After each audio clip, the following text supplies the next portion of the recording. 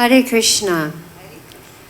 Welcome to our weekly Krishna book reading to Srila Prabhupada.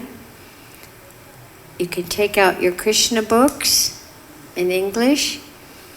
We're reading from the introduction, page 3, right at the very bottom. And before we begin, let us offer our respectful obeisances to Srila Prabhupada and to each other.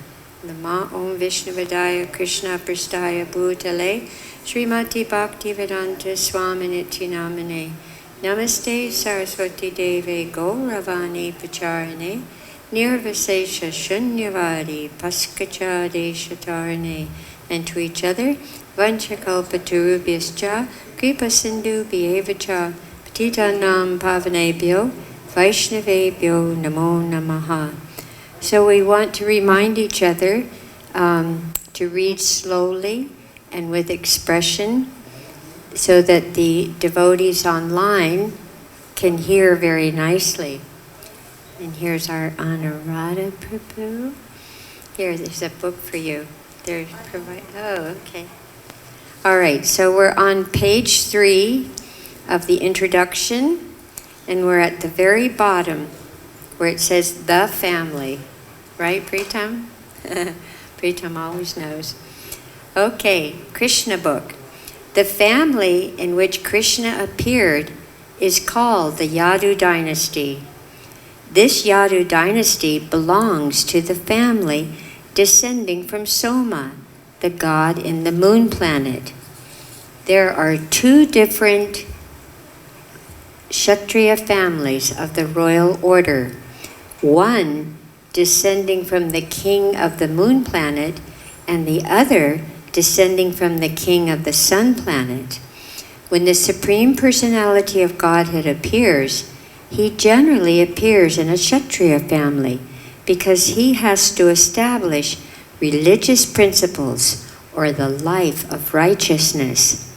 The Kshatriya family is the protector of the human race according to the Vedic system. When the Supreme Personality of Godhead appeared as Lord Ramachandra, he appeared in the family descending from the sun god, known as the Raghuvamsha. And when he appeared as Lord Krishna, he did so in the family known as the Yaduvamsha. There is a long list of kings of the Yaduvamsha in the 9th canto, 24th chapter of Srimad Bhagavatam. All of them were great, powerful kings. Krishna's father's name was Vasudeva, son of Surasena, descending from the Yadu dynasty. Actually, the Supreme Personality of Godhead does not belong to any dynasty of this material world, but the family in which the Supreme Personality of Godhead appears becomes famous by his grace. For example, sandalwood is produced in the states of Malaya. Sandalwood has its own qualifications apart from Malaya, but because accidentally this wood is mainly produced in the states of Malaya, it is known as Malayan sandalwood. Similarly, Krishna, the Supreme Personality of Godhead, belongs to everyone. But just as the sun rises from the east, although there are other directions from which it could rise, so by his own choice, the Lord appears in a particular family, and that family becomes famous. As explained above, when Krishna appears, all his plenary expansions appear with him. Krishna appeared along with Balaram, Baladev, who is known as his elder brother. Balaram is the origin of Sankarshan, of the quadruple expansion. Balaram is also the plenary expansion of Krishna.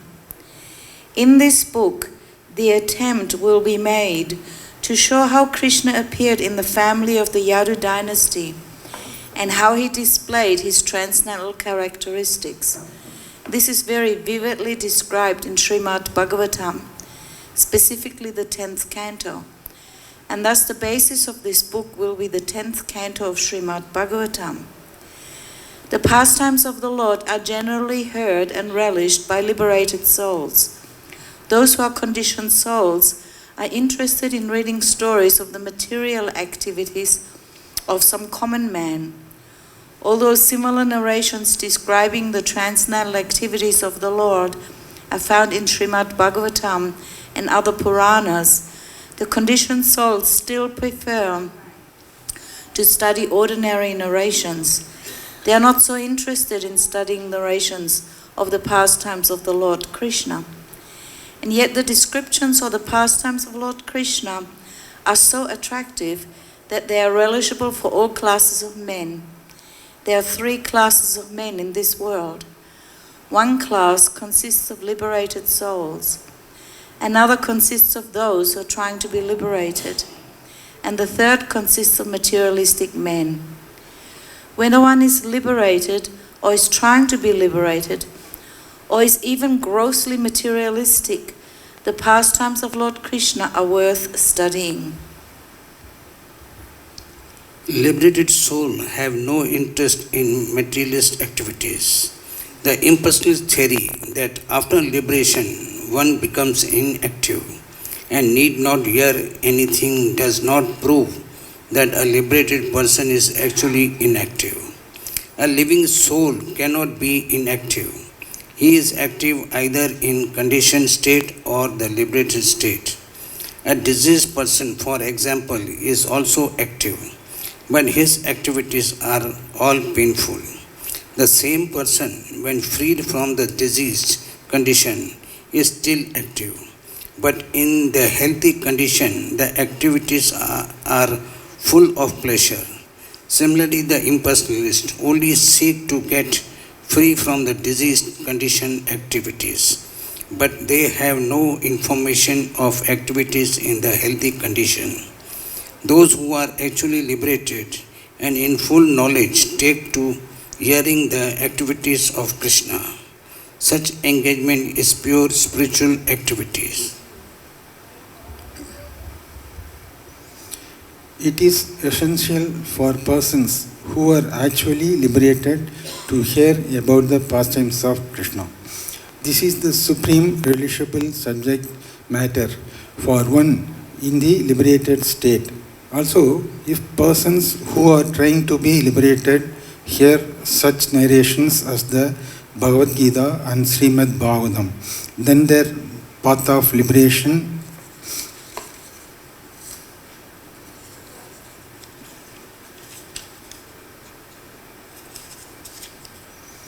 becomes very clear.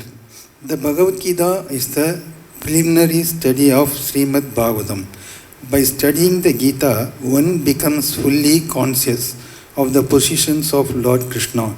And when he is situated at the lotus feet of Krishna, he understands the narrations of Krishna as described in Srimad Bhagavatam. Lord Chaitanya has therefore advised his followers that their business is to propagate Krishna Katha. Krishna Katha means narration about Krishna. There are two Krishna Kathas, narrations spoken by Krishna and narrations spoken about Krishna. Okay. The Bhagavad-Gita is the narration or the philosophy on the science of God, spoken by Krishna himself. Srimad Bhagavatam is the narration about the activities and transcendental pastimes of Krishna. Both are Krishna Katha. It is the order of Lord Chaitanya that Krishna Katha should be spread all over the world. Because if the conditioned souls suffering under the pangs of material existence take to Krishna Katha, then their path of liberation will be open and clear. The purpose of presenting this book is primarily to induce people to understand Krishna or Krishna Katha, because thereby they can become freed from material bondage.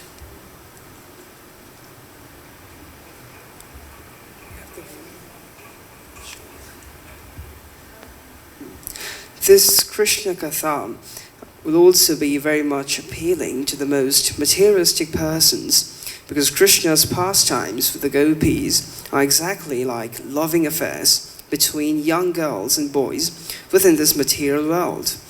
Actually, the sex feeling found in human society is not natural, because the same sex feeling is there in the original personality of Godhead. The pleasure potency is called Srimati Radharani. The attraction of loving affairs on the basis of sex feeling is the original feature of the Supreme Personality of Godhead. And we, the conditioned souls, being part and parcel of the Supreme, have no feelings also, but they also experienced with a perverted, minute condition. Therefore, when those who are after sex life in this material world hear about Krishna's pastimes with the gopis, they will relish transcendental pleasure, although it appears to be materialistic. The advantage will be that they will gradually be elevated to this spiritual platform. In the Bhagavatam, it is stated that if one hears about the pastimes of Lord Krishna with the gopis from authorities with submission, then he will be promoted to the platform of transcendental loving service to the Lord. And the material disease of lust within his heart will be completely vanquished. In other words, such hearing will counteract material sex life. This book Krishna, which is filled with Krishna Katha, will thus appeal equally to the liberated souls and to those who are trying to be liberated, as well as to the gross conditioned materialists. According to the statement of Maharaj Parikshit, who heard about Krishna from Shukdev Goswami, Krishna Katha is equally applicable to every human being, whatever condition of life he is in. Surely everyone will appreciate it to the highest magnitude. But Maharaj Parikshit also warned that persons who are simply engaged in killing animals and in killing themselves may not be very much attracted to Krishna Katha.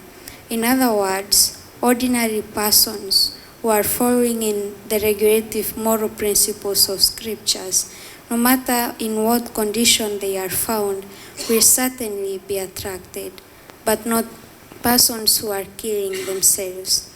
The exact word used in Srimad Bhagavatam is pashugna, which means one who is killing animals or killing himself. Persons who are not self-realized and who are not interested in spiritual realization are killing themselves. They are committing suicide. Because this human form of life is especially meant for self-realization, by neglecting this important part of his activities, one simply wastes his time like the animals. He is a pashugna. The other meaning of the word refers to those who are actually killing animals. This means persons who are animal eaters, even dog eaters, for they are engaged in killing animals in so many ways, such as hunting and opening slaughterhouses. Such persons cannot be interested in Krishna Katha.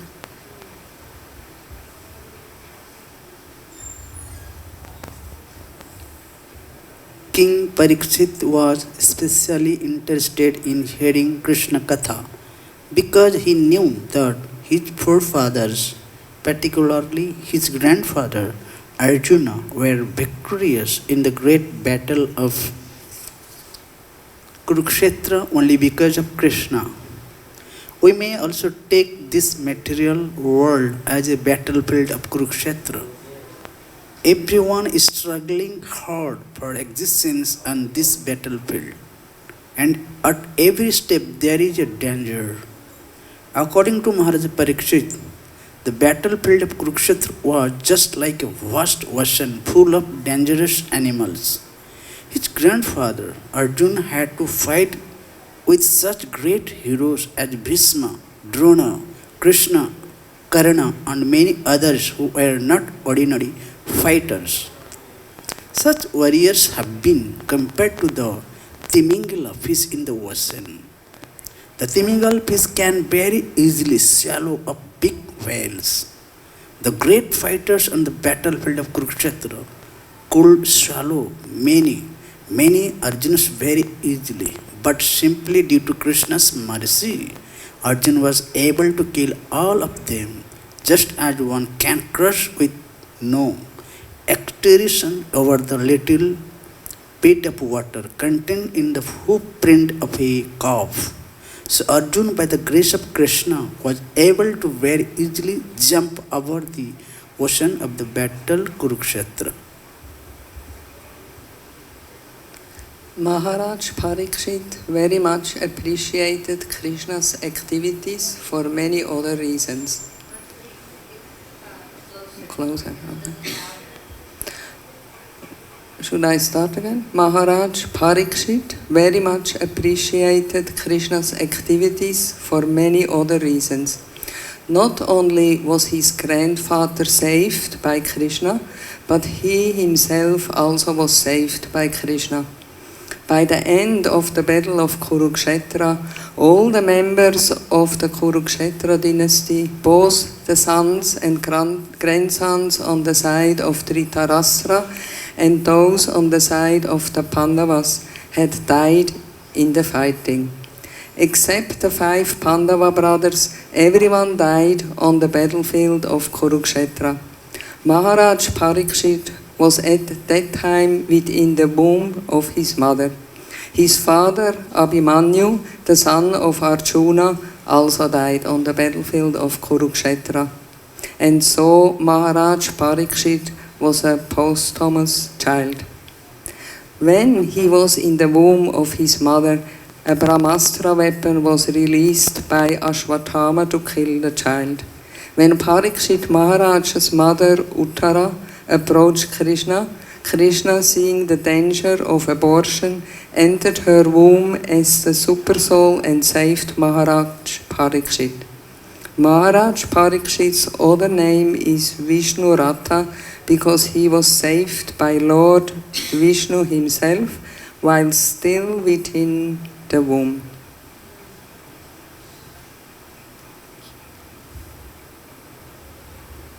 Thus, everyone, in any condition of life, should be interested in hearing about Krishna and his activities, because he is the supreme absolute truth, the personality of Godhead. He is all-pervading. Inside, he is living within everyone's heart, and outside, he is living as his universal form. And yet, as described in the Bhagavad-Gita, he appears as he is in the human society, just to invite everyone to his transcendental abode, back home, back to Godhead. Everyone should be interested in knowing about Krishna, and this book is presented with this purpose, that people may know about Krishna and be perfectly benefited in this human form of life. In the 9th canto of Srimad Bhagavatam, Sri Baladev is described as the son of Rohini, a wife of Vasudeva. Vasudeva, the father of Krishna, had 16 wives, and one of them was Rohini, the mother of Baladev. But Baladev is also described as the son of Devaki. So how could he be the son of both Devaki and Rohini? This was one of the questions put by Maharaj Parikshit to Shukadeva Goswami, and it will be answered in due course. Maharaj Parikshit also asked Shukadeva Goswami why Sri Krishna, just after his appearance as the son of Vasudeva, was immediately carried to the house of Nanda Maharaj in Vrindavan, Gokul. He also wanted to know what the activities of Lord Krishna were while he was in Vrindavan and while he was in Mathura. Besides that, he was especially inquisitive to know why Krishna killed his maternal uncle Kamsa. Kamsa, being the brother of his mother, was a very intimate superior to Krishna. So how was it that he killed Kamsa? Also, Maharaj Parikshit asked how many years Lord Krishna remained in human society, how many years he reigned over the kingdom of Dwarka, and how many wives he accepted there. A Kshatriya king is generally accustomed to accept more than one wife. Therefore, Maharaj Parikshit also inquired about his number of wives. The subject matter of this book is Shukadeva Goswami's answering of these and other questions asked by Maharaj Parikshit. The position of Maharaj Parikshit and Sukadeva Goswami is unique. Maharaj Parikshit is the right person to hear about the transcendental pastimes of Krishna, and Sukadeva Goswami is the right person to describe them. If such a fortunate combination is made possible, then Krishna Katha immediately becomes revealed, and people may benefit to the highest possible degree from such a conversation.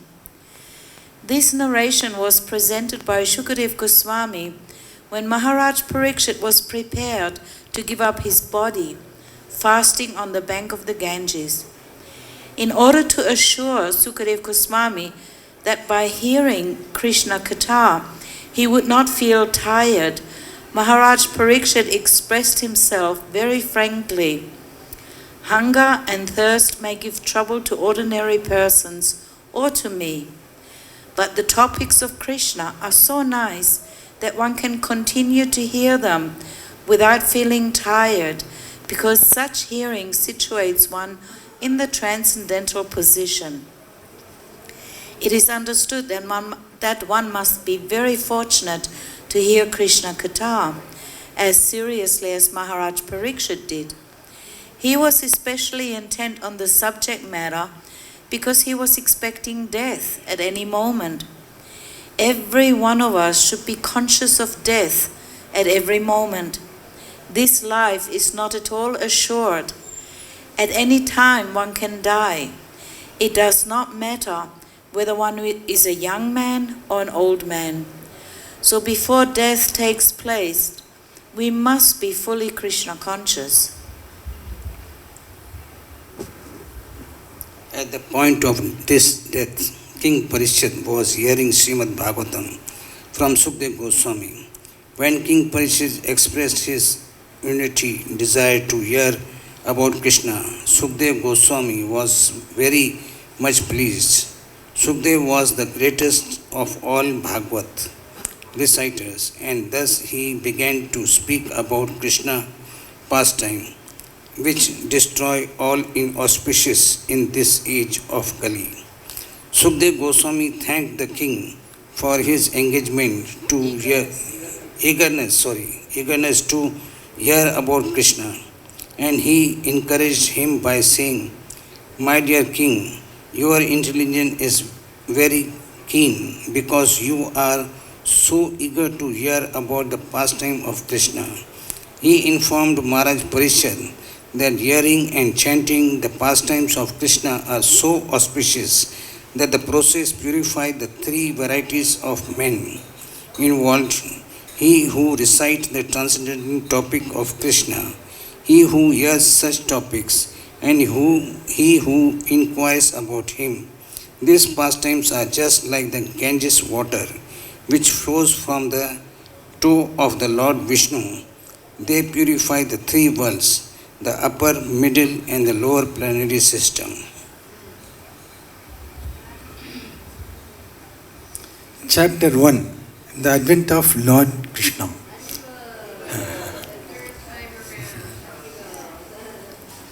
Once the world was overburdened by the unnecessary defense force of different kings, who were actually demons but were posing themselves as the royal order. At that time, the whole world became perturbed, and the predominating deity of this earth, known as Bhumi, went to see Lord Brahma to tell of her calamities due to the demoniac kings. Bhumi assumed the shape of a cow and presented herself before Lord Brahma with tears in her eyes. She was bereaved and was weeping just to invoked the Lord's compassion. She related the calamitous position of the earth, and after hearing this, Lord Brahma became much aggrieved, and he at once started for the ocean of milk, where Lord Vishnu resides. Lord Brahma was accompanied by all the demigods, headed by Lord Shiva, and Bhumi also followed.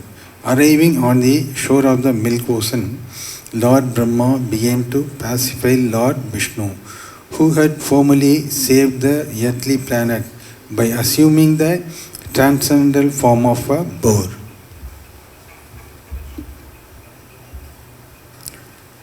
In the Vedic mantras, there is a particular type of prayer called Purush Sukta. Generally, the demigods, after their obeisances unto Vishnu, the Supreme Personality of Godhead, by chanting the Purush Sukta, it is understood herein that the predominating deity of every planet can see the Supreme Lord of this universe, Brahma, wherever there is some disturbance on this planet. And Brahma can approach the Supreme Lord Vishnu not by seeing him directly, but by standing on the shore of the ocean of milk. There is a planet within this universe called Shvetadipa, and on that planet there is an ocean of milk. It is understood from various Vedic literature that just as there is the ocean of the salt water on this planet, there are various kinds of oceans on other planets.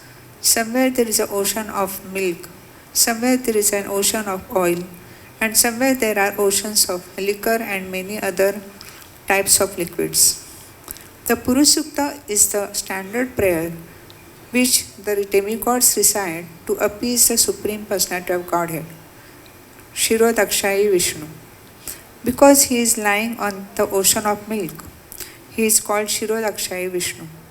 He is the form of the Supreme Personality of Godhead through whom all the incarnations within this universe appear.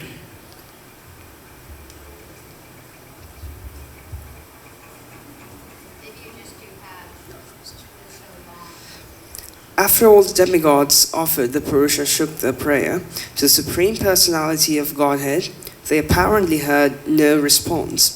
Then Lord Brahma personally sat in the meditation, and there was a message transmission from Lord Vishnu to Brahma. Brahma then broadcast the message to demigods. That is the system of receiving Vedic knowledge. The Vedic knowledge is first received by Brahma from the Supreme Personality of Godhead through the medium of the heart. As stated in the beginning of Srimad Bhagavatam, Tene Brahma Hridaya Adi Kavaye, the transcendental knowledge of the Vedas was transmitted to Lord Brahma through the heart. He also, in the same way, Lord Brahma could understand the message being transmitted by Lord Vishnu, and he broadcasted it to demigods for their immediate action. The message was this: the Supreme Personality of Godhead would appear on earth very soon, along with his supreme powerful potencies, and as long as he remained on the earth planet to execute his mission of annihilating the demons and establishing the devotees, the demigods should also remain there to assist him. They should all immediately take birth in the family of the Yadu dynasty, wherein the Lord would also appear in due course of time. The Supreme Personality of Godhead himself, Krishna, would personally appear as the son of Vasudeva. Before his appearance, all the demigods, along with their wives, should appear in different pious families in the world just to assist the Lord in executing his mission. The exact word used here is tat priyartham, which means the demigods should appear on the earth in order to please the Lord. In other words, any living entity who lives only to satisfy the Lord is a demigod. The demigods were further informed that Ananta, the plenary portion of Lord Krishna, who is maintaining the universal planets by extending his millions of hoods, would also appear on the earth before Lord Krishna's appearance.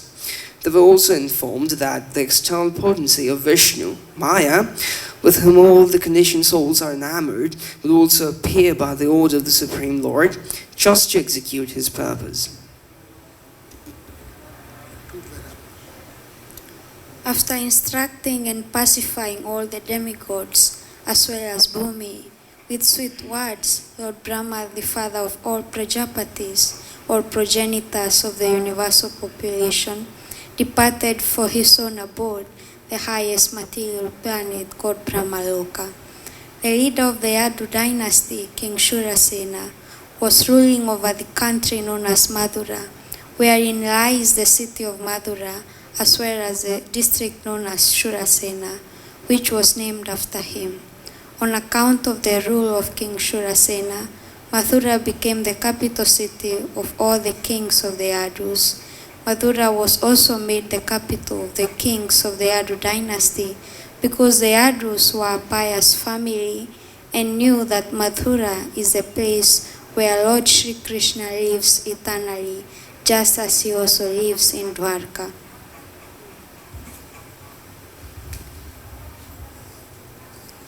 Once upon a time, Vasudeva, the son of Suresan, just after marrying Devaki, was going home on his chariot with his newly wedded wife.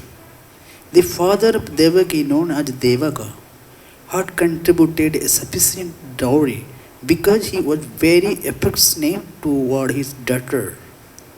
He had contributed hundreds of chariots completely decorated with gold equipment. At the time, Kansa, the son of Ugrasen, in order to please his sister Devaki, had voluntarily taken the rein of the horses of Vasudeva's chariot and was driving. According to the customs of the Vedic civilization, when a girl is married, the brother takes the sister and brother-in-law to their home, because the newly married girl may feel too much separation from her father's family. The brother goes with her until she reaches her father-in-law's house. The full dowry contributed by Devak was as follows: 400 elephants fully decorated with golden garlands, 15,000 decorated horses, and 1,800 chariots. He also arranged for 200 beautiful girls to follow his daughter. The Kshatriya system of marriage, still current in India, dictates that when a Kshatriya is married, a few dozen of the bride young girlfriends, in addition to be the bride, go to the house of the king. The followers of the queen are called maid servants, but actually they act as friends of the queen. This practice is prevalent from time immemorial, traceable at least to the time before the advent of Lord Krishna, 5,000 years ago. So Vasudeva brought home another 200 beautiful girls along with his wife Devaki. While the bride and bridegroom were passing along on the chariot, there were different kinds of musical instruments playing to indicate the auspicious moment. There were conch shells, bugles, drums, and kettle drums combined together. They were vibrating a nice concert. The procession was passing very pleasingly, and Krishna was driving the chariot. And Kamsa was driving the chariot, when suddenly there was a miracle sound vibrated from the sky, which especially announced to Kamsa, "Kamsa, you are such a fool. You are driving the chariot of your sister and your brother-in-law, but you do not know that the 8th child of this sister will kill you."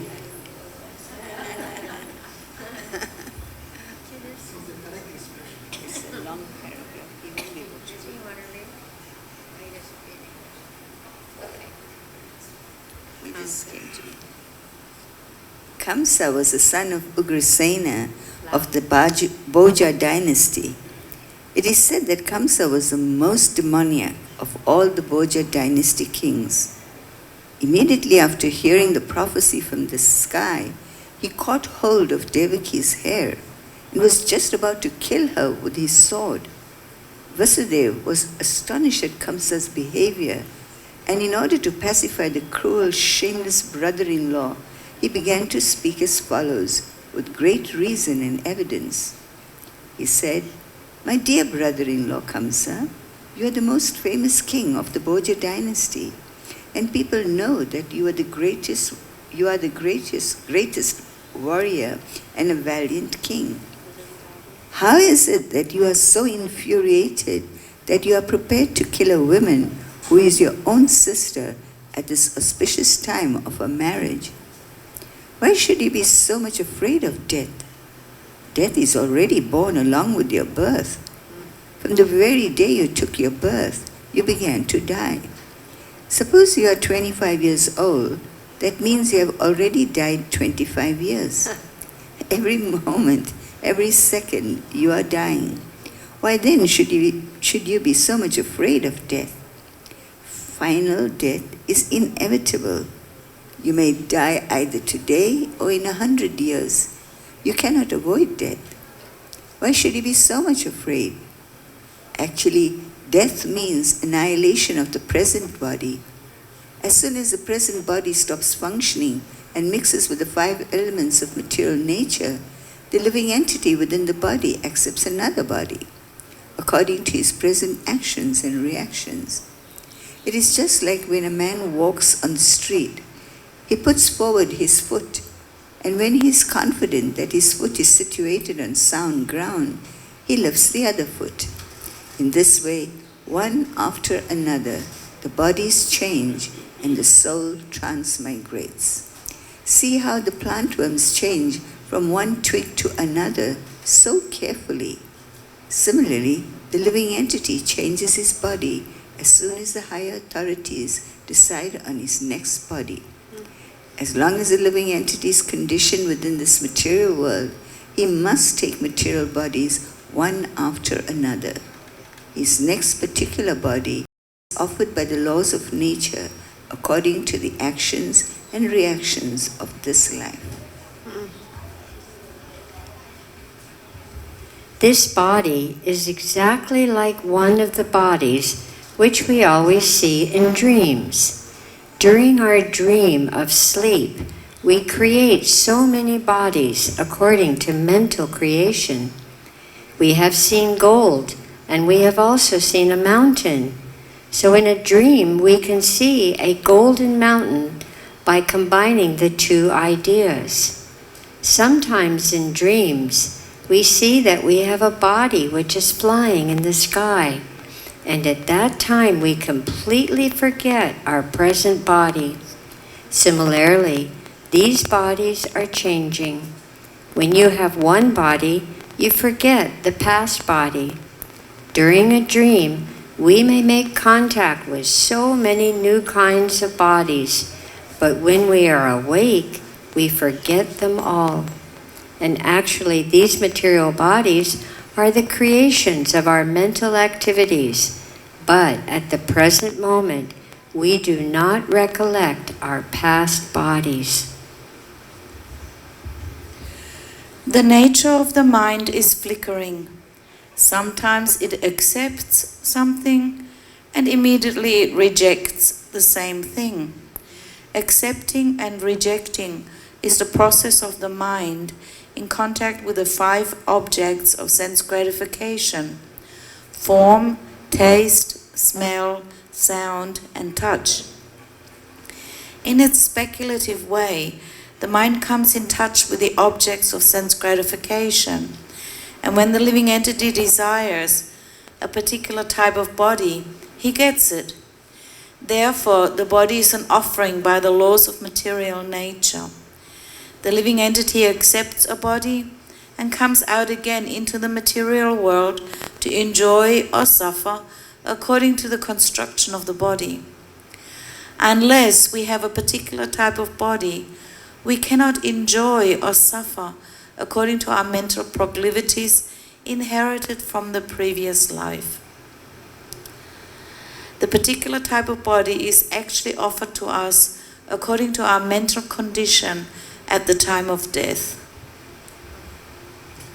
The illustrious planets like sun, moon, or stars reflect themselves in different types of receivers, like water, oil, or ghee.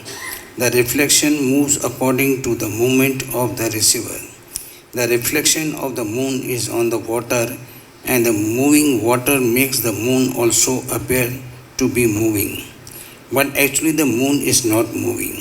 Similarly, by the mental consciousness, the living entity attains different kinds of bodies, although actually he has no connection with such bodies. But on account of illusion, being enchanted by the influence of Maya, the living entity thinks that he belongs to a particular type of body. That is the way of the conditioned life. Suppose a living entity is now in the human form of body. He thinks that he belongs to the human community or a particular country or a particular place. He identifies himself in that way and unnecessarily prepares for another body, which is not required by him. Such desires are the mental conscience are the cause of different type of bodies. The covering influence of the material nature is so strong that a living entity is satisfied in whatever body he gets, and he identifies with the body with a great pleasure. Therefore, I beg to request you not to be overwhelmed by the dictation of your mind and body.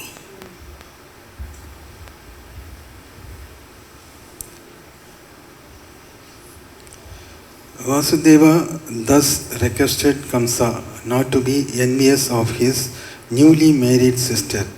One should not be envious of anyone, because envy is the cause of fear both in this world and in the next. When one is before Yamaraja, the Lord of punishment after death, Vasudeva appealed to Kamsa on behalf of Devaki, stating that she was his younger sister. He also appealed at an auspicious moment at the time of marriage. A younger sister or brother is supposed to be protected as one's child. The position is overall so delicate. Vasudeva reasoned that if you kill her, it will go against your high reputation. In this way, Vasudeva tried to pacify Kamsa by good instruction as well as by philosophical discrimination. But Kamsa was not to be pacified because his association was demoniac. Because of his demoniac association, he was a demon, although born in a very high royal family. A demon never cares for any good instruction. He is just like a determined thief. One can give him moral instruction, but it will not be effective. Similarly, those who are demoniac or atheistic by nature can hardly assimilate any good instruction, however authorized it may be. That is the difference between demigods and demons. Those who can accept good instruction and try to live their lives in that way are called demigods, and those who are unable to take such good instructions are called demons. Failing in his attempt to pacify Kamsa, Vasudeva wondered how he would protect his wife Devaki. When there is an imminent danger, an intelligent person should try to avoid the dangerous position as far as possible. But if, in spite of endeavoring all the intelligence, one fails to avoid the dangerous position, there is no fault on his part. One should try his best to execute his duties, but if the attempt fails, it is not our fault. Vasudeva thought of his wife as follows: "For the present, let me save the life of Devaki, then later on, if there are children, I shall see how to save them." He further thought, if in the future, if I get a child who can kill Kamsa, just as Kamsa is thinking, then both Devaki and child will be saved, because the law of providence is inconceivable. But now, some way or the other, let me save the life of Devaki.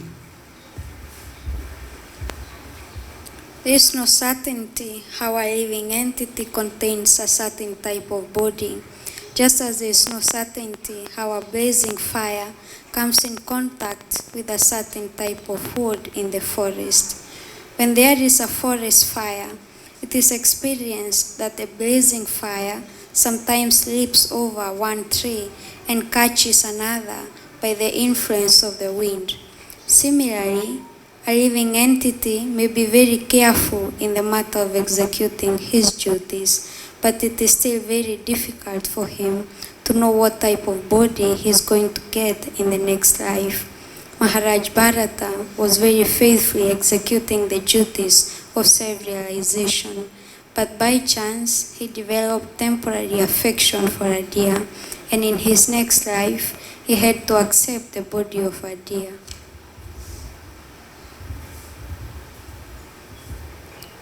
Vasudev, after deliberating on how to save his wife, began to speak to Kansa with great respect. Although Kansa was the most sinful man, sometimes it happens that a most ferocious person like Vasudev has to flatter a person like Kansa, a most vicious person. That is the way of all diplomatic transactions. Although Vasudev was deeply aggrieved, he smiled outwardly. He addressed the assemblage Kansa in that way because he was so atrocious. Vasudev said to Kansa, "My dear brother-in-law, please consider that you have no danger from your sister. You are awaiting some danger because you have heard a prophetic voice in the sky. But the danger is to come from the sons of your sister who are not present now. And who knows? There may or may not be sons in the future. Considering all this, you are safe for the present, nor is there cause of fears from your sister. If there are any sons born of her, I promise that I shall present all of them to you for necessary action." Kamsa knew the value of Vasudeva's word of honor, and he was convinced by his argument.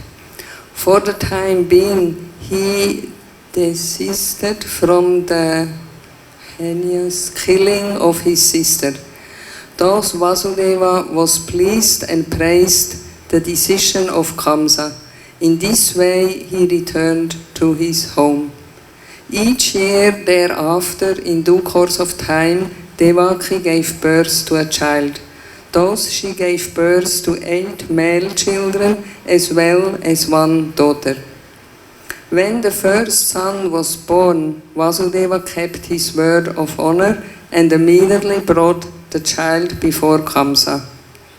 It is said that Vasudeva was very much elevated and famous for his word of honor, and he wanted to maintain this fame.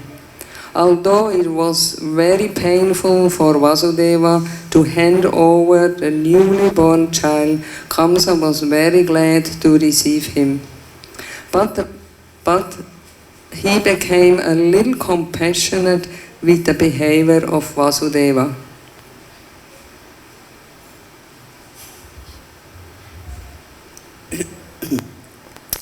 This event is very exemplary.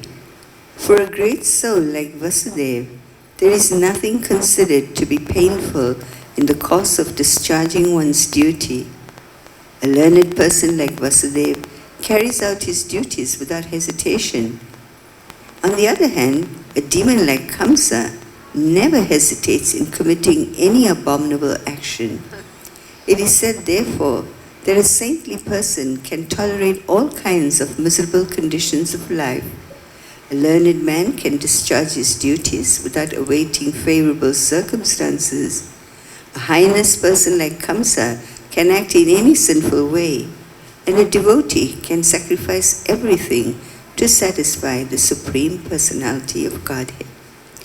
Kamsa became satisfied by the action of Vasudeva. to see Vasudeva keeping his promise, and being compassionate upon him and pleased, he began to speak as follows.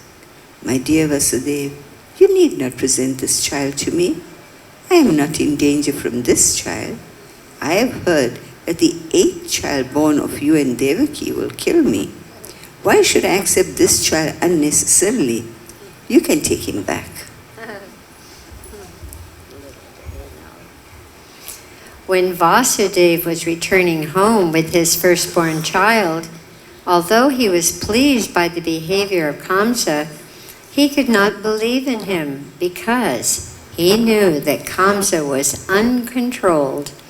An atheistic person cannot be firm in his word of honor. One who cannot control the senses cannot be steady in his determination. The great politician Chanakya Pandit said, never put your trust in a diplomat or a woman. That's a non-devotee woman.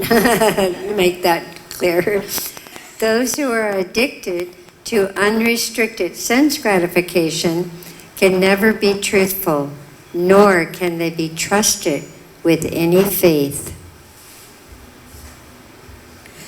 At that time, the great sage Narada came to Kamsa. He was informed of Kamsa's becoming compassionate to Vasudeva and returning his firstborn child. Narada was very eager to accelerate the descent of Lord Krishna as soon as possible.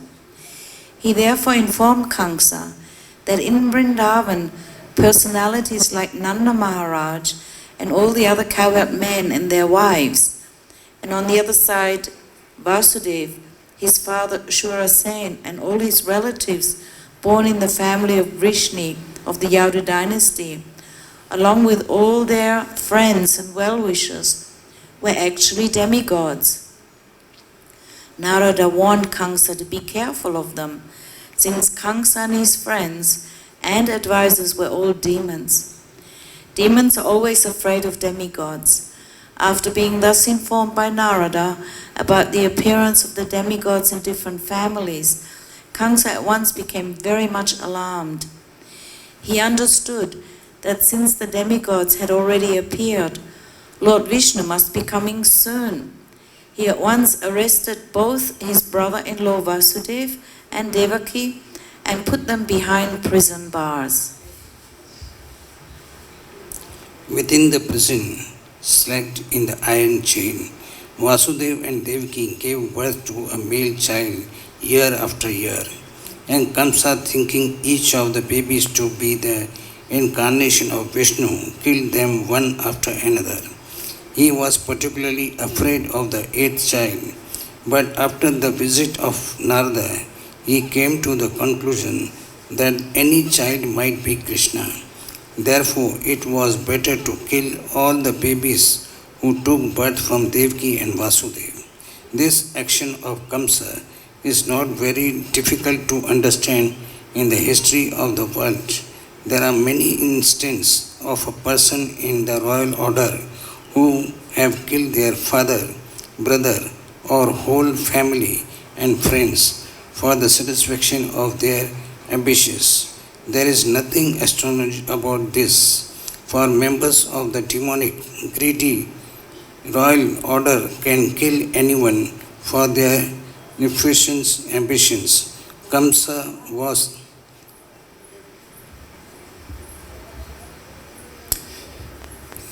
was made aware of his previous birth by the grace of Narada. He learned that in his previous birth he had been a demon of the same colony and that he had been killed by Vishnu. Having now taken his birth in the Bhoja family, he decided to become the deadly enemy of the Yadu dynasty. Krishna was going to take birth in that family, and Kamsa was very much afraid of that he would be killed by Krishna, just as he had been killed in his last birth. He first of all imprisoned his father Ugrasena because he was the chief king among the Yadu, Bhoja and Andaga dynasties. and he also occupied the kingdom of Surasena, Vasudeva's family. He declared himself the king of all such places. Thus ends the Bhakti-Vedanta purport of the first chapter of Krishna, the advent of Lord Krishna. Chapter 2. Prayers by demigods for Lord Krishna in the womb. King Kansa not only occupied the kingdom of Yadu, Bhoja and Antaka dynasties and the kingdom of Shurasena, but he also made alliances with all other demoniac kings as follows. The demon Pralabha, demon Baka, demon Chanura, demon Tranavrata, demon Aghasura, demon Mustika, demon Arista, demon Vivida, demon Putana, demon Keshi, and demon Dhenuka. At that time, Jarasandha was the king of Magadha province, known as present as Bihar state. Thus, by his diplomatic policy, Kansa consolidated the most powerful kingdom of his time under the protection of Jarasandha. He made further alliances with such kings as Badasura, Bhomasura until he was the strongest. Then he began to behave most inimically toward the Yadu dynasty, into which Krishna was to take his birth. Being harassed by Kamsa, the kings of the Yadu, Bhoja and Andhaka dynasties began to take shelter in different states, such as the state of the Kurus, the state of the Panchalas, and the states known as Kekaya, Salva, Vidarbha, Nishadha, Vidheya and Koshala. Kamsa broke the solidarity of the Yadu kingdom, as well as Bhoja and Andhaka. He made his position the most solid within the vast tract of land known at that time as Bharatavarsha.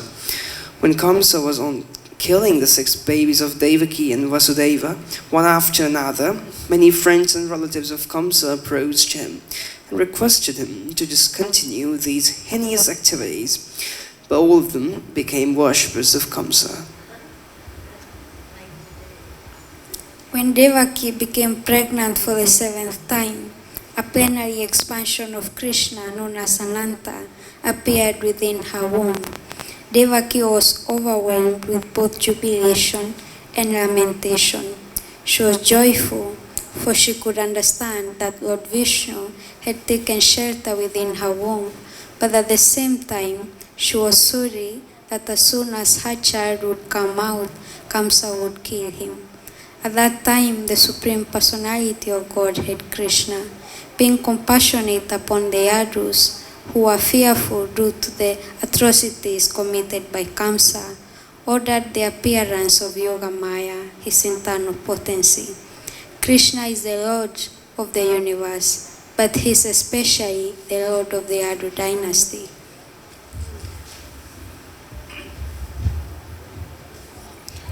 Yogamaya is the principal potency of the personality of Godhead. In the Vedas, it is stated that the Lord, the Supreme Personality of Godhead, has multipotencies. Parasa Saktiri Vividheva Shruyate.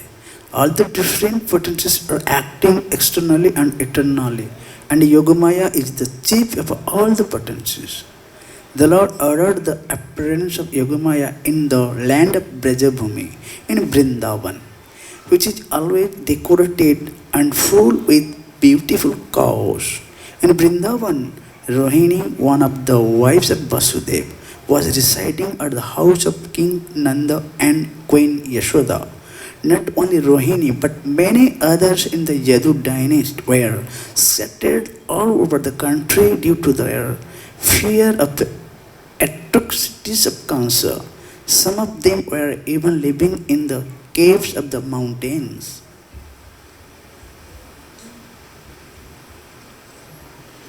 The Lord thus informed Yogamaya. Under the imprisonment of Kamsa are Devaki and Vasudeva, and at the present moment my plenary expansion Shesha is within the womb of Devaki. You can arrange the transfer of Shesha from the womb of Devaki to the womb of Rohini. After this arrangement, I am personally going to appear in the womb of Devaki with my full potencies. Then I shall appear as the son of Devaki and Vasudeva, and you shall appear as the daughter of Nanda and Yashoda in Vrindavan.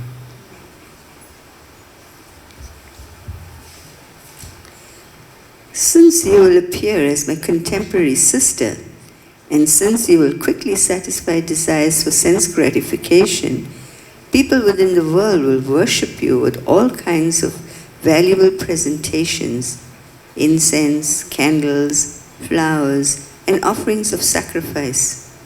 People who are after materialistic perfection will worship you under the different forms of your expansions, which will be named Durga, Bhadrakali, Vijaya, Vaishnavi, Kumuda, Chandika, Krishna, Madhavi, Kanyaka, Maya, Narayani, Ishani, Sharada, and Ambika. Krishna and Yogamaya appeared as brother and sister, the supreme powerful and the supreme power. Although there is no distinction between the powerful and the power, power is always subordinate to the powerful. Those who are materialistic are worshippers of the power, but those who are transcendentalists are worshippers of the powerful. Krishna is the supreme powerful, and Durga is the supreme power within the material world. Actually, people in the Vedic culture worship both the powerful and the power. There are many hundreds and thousands of temples of Vishnu and Devi, and sometimes they are worshipped simultaneously.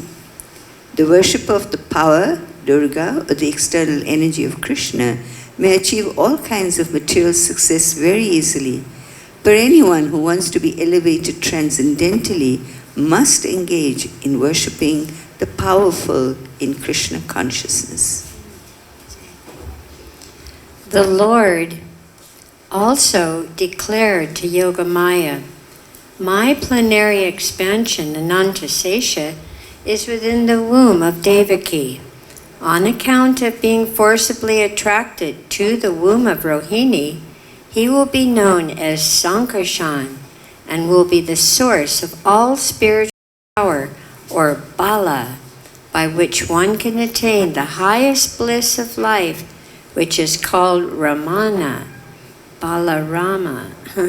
Therefore, the plenary portion Ananta will be known after his appearance either as Sankarshan or as Balaram. I think you need to finish.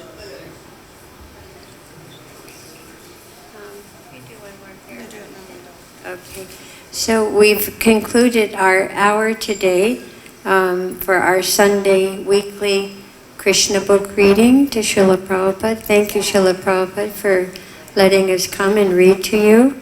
And next week we'll continue on with Chapter 2. Let us offer our respectful obeisances to Srila Prabhupada and to each other. Nama Om Vishnuvedaya Krishna Prastaya Bhutale Srimati Bhakti-Vedanta Swaminiti Namane Namaste Saraswati Deve Gauravani Pacharane Nirvasesha Sunyavadi Paskaja Deshatarane. And to each other, Vanchakalpatarubhyascha Kripa Sindhu Bhyevacha Patitanam Pavanebhyo Vaishnavebhyo Namo Namaha. Jai Srila Prabhupada. Jai Krishna Book.